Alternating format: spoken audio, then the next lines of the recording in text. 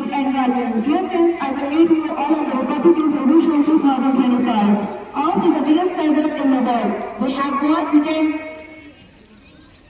writing possible for ourselves to guide and work to continue.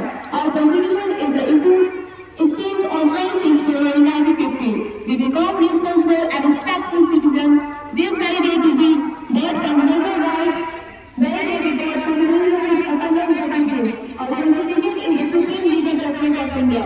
The analytics of the constitution contains 335 articles and 22 parts and 8 schedules. The number of articles since increased to 448 due to heavy amendments. I was adopted by the Constitutional Assembly on 29 November 1951.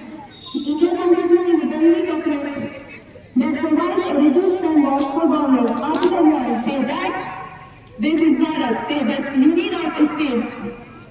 Dr. B. Ambedkar is a law as a part of Indian Constitution.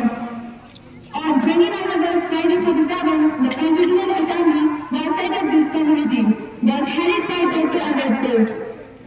Assembly was set up, this committee was headed by Dr. Ambedkar. Prem Bihari Rajabha was the choreographer of the Indian Constitution.